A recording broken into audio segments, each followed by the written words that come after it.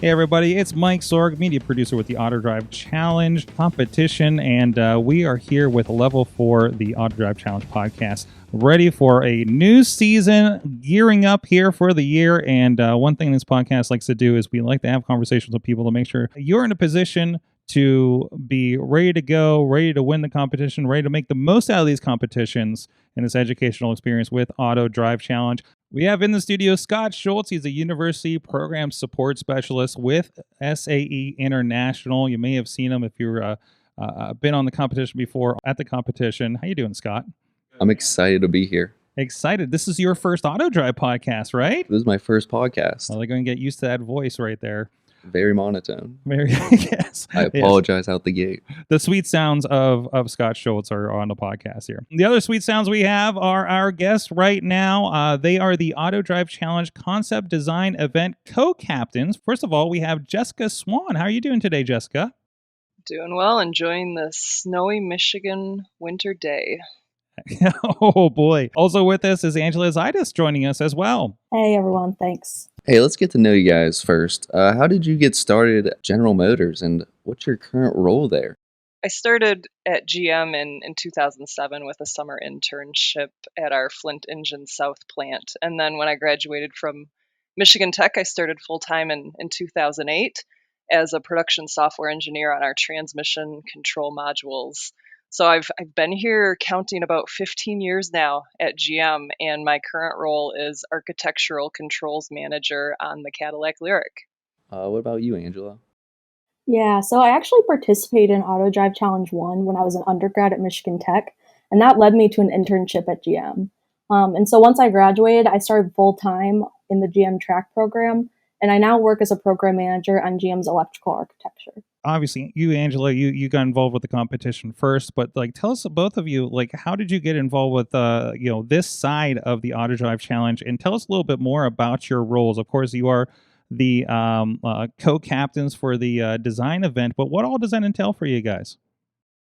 Yes, so I got involved with the AutoDrive Challenge at GM when I moved into the autonomous vehicle space. And my hiring EGM was actually a mentor for the AutoDrive Challenge. And I asked him how I could get more involved, and he sent me to Kevin Dietrich, who was the GM AutoDrive lead at the role and lead at the time. And he had a need for a concept design lead. So I started there in year one by doing the concept design document and the presentation, and then the rest is history. I've been leading that for the rest of the years here. Excellent. Angela, tell us a little bit about transitioning from a student to being part of the committee. Yeah, so when I started full-time at GM, I decided I wanted to still stay involved in AutoDrive.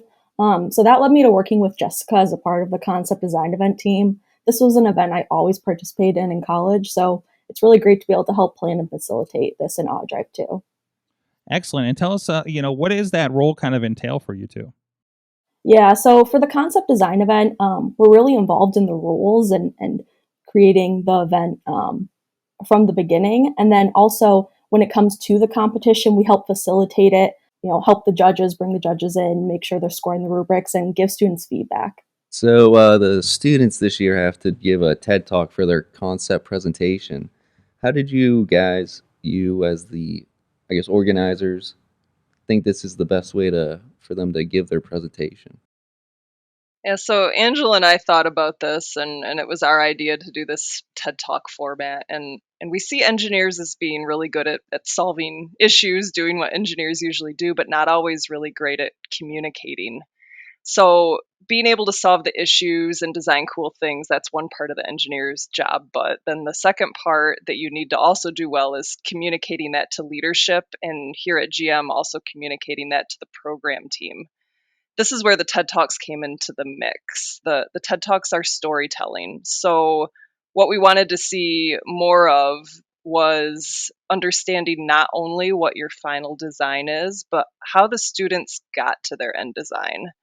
And we saw the TED Talk format as the opportunity for the teams to not only share those designs and their journey, but then also aim to entertain and educate the audience. Sounds like a fun little challenge for them to step out of their comfort zone. I hope so. So, what do you think makes an effective presentation when it comes to the TED Talk format? Because I mean, we think about if anybody has watched TED Talks, like there's a lot of energy to them and excitement around the topic usually. Yeah, exactly. I think the first step for the effective presentation is for the students to really understand the story they're telling the audience. There's a lot of different components that come together from several students and groups, but the end goal should really be the same. And I would say, like, don't be afraid to discuss the highs and lows. That really lets you connect to the audience. And then I think lastly, utilizing strong visuals, making sure the presentation is well practiced will go a really far way in communicating and engaging with the judges. Is there anything you'd recommend for the students to avoid when presenting this way? So, a few tips on what you might want to avoid. One of those is don't get too lost in the technical details. Know who your audience is. These are going to be judges from the various sponsors of the competition, and they're going to have varying levels of technical understanding in the different areas of the vehicle and its technology. So, really don't go down the rabbit hole of technical details when there might not be many folks in your audience that are going to know those details. And then, secondly, avoid reading off your slides and your notes. This comes with lots of practice. So, when you practice your presentation, you'll get more comfortable with it and you won't have to rely on reading your slides and your notes to get through it. I like to hear your first point. It feels like this is the skill set where you need to kind of translate that technical know-how to somebody that's not in the field, right? Yes, yes. There's going to be various different people, and especially when you get on the job after college, it's very important to know who you're presenting to and to be able to translate all those technical details into something that they're going to be able to understand, which is where I think this TED Talk is very valuable because it sets you up on how to communicate effectively when you do get out into what we call the real world. So, how can teams ensure every presenter adds value to this TED Talk to make sure it's the most effective? I think once the teams agree on the story being told to the audience, each presenter needs to really understand how they fit into that overall narrative. And once that's understood, Jessica's already talked about it, but a really big thing is practicing the presentation together a lot. I think that's something that's often missed, and it becomes really apparent which teams practice and which didn't. And I think when I'm talking about practicing, I don't just mean to rehearse in your head, but to really get together as a team in front of professors and classmates and run through and get honest feedback and do this until you're really comfortable with what you're saying.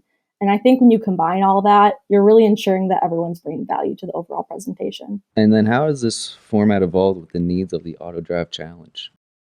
So the format has certainly evolved a lot, and I can certainly speak to that being having been here most the whole time. And for year one, when I was the rules lead for concept design, I knew that the future years of this we couldn't continue doing the same thing over and over again. So in AutoDrive 1, the first 2 years really focused on the overall vehicle design because the teams were getting their seat sensor suite ready. They were doing a lot of mechanical and physical implementing on the vehicle.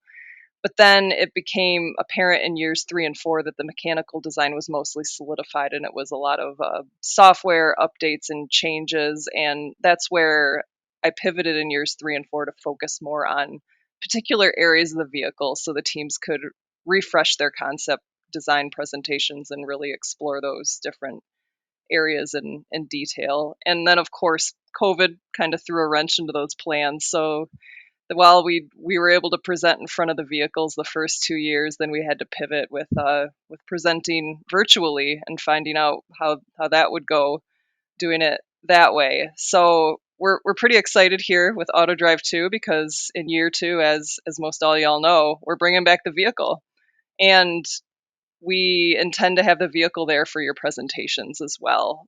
We think this will be a great opportunity to have everyone attend these concept design presentation events so that the teams can be excited to show off not only what they've done this past year, but to also learn about the other teams' designs and the challenges that those other teams have been through. You guys know the venue where they'll be presenting? Will it be like an auditorium or like outside somewhere?